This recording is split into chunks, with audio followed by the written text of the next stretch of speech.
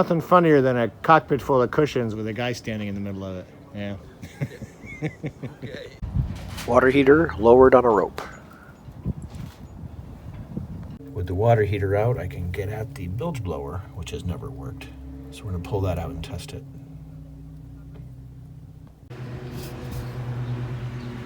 Doesn't turn, huh? That motor looks nasty.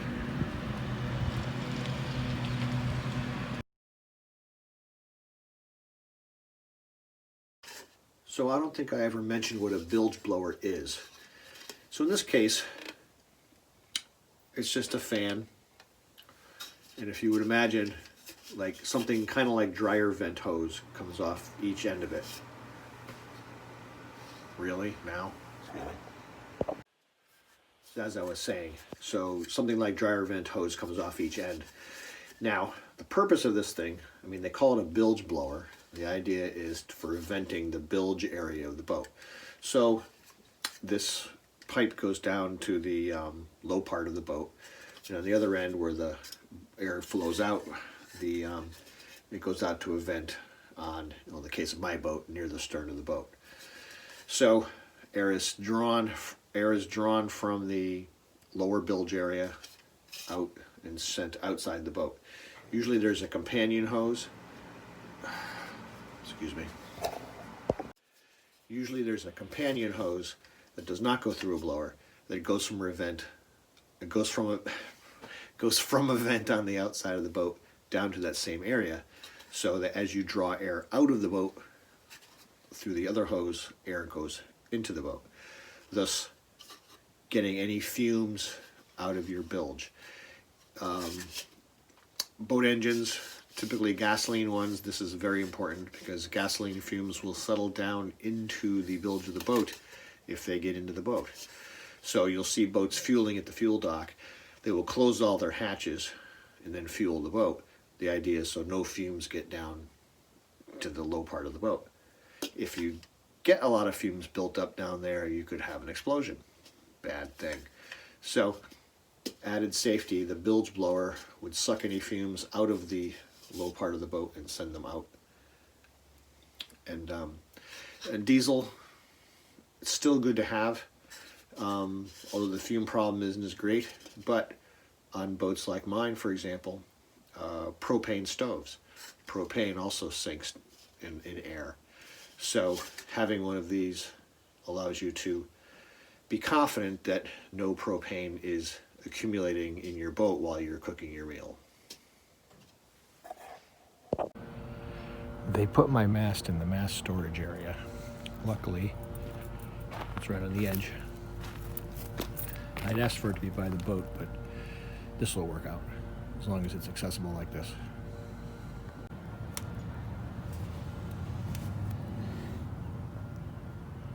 That is the connector for the wind gauge.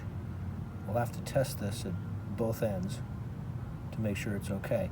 Otherwise, we'll have to pull in a new wire for it. This fixture has to come off and be replaced. It's the middle of the mast. This side is a deck light. It shines down on the deck, and on top of it, where it's broken off, should be a round white light facing forward for use at night when you're running with your engine on. It's called the steaming light or the bow light. So my radio antenna and wind indicator will live here for the winter, I think. They're both fine. No problems with them. So my wind sensor, wind speed and apparent wind direction, I don't know if it works or not. I mean, I don't know that it doesn't work, because the problem that we found with the crushed wire at the bottom of the mast, I mean, that's probably the culprit. The unit itself at the binnacle gets power, so it might just work with a fixed wire. But the question is, how can I test it ahead of time, where the fact that my mast is so far away from my unit? So is there a way to hook them together? The connector looks like this. I do not want to cut this connector off. No, no, no, no. So I have to figure out how I can hook that to the unit and test it out. So a little research project. I have time, but you know, I'd like to at least have a plan on what to do with this thing. My lovely assortment of wire ties arrived from the online world today. Good. I've been running out of these things. This cushion really is too big to remove from the boat. It really is one big piece. So we're trying to raise it up off the particle board to keep the condensation from creating a place where mold can grow. Hopefully that'll work out. Hopefully a little wipe down in the spring on the bottom side and the vinyl on the bottom, and it'll be fine. Anyway, that's the plan anyway. I replaced that plastic fitting with brass in case we can't replace the water heater in the spring. So if I forget about it, we can still run the engine. The plastic can't take the heat, but this can. So I've done some organizing. This is the tool bin and also engine spare parts go kit. This toolbox goes in on top of it. So it looks like this with everything in place. This is the electrical and plumbing stuff. Everything divided up pretty well into these plastic containers. And there's a stack of those plastic see-through boxes there. Keep those things. And the box that keeps the actual tools, crimping tools, etc., multimeters. Also, for some reason, I have some cleaning materials there, cleaning products. Those will eventually get moved over into the other cleaning products area. Oh, and my zip ties will go here too.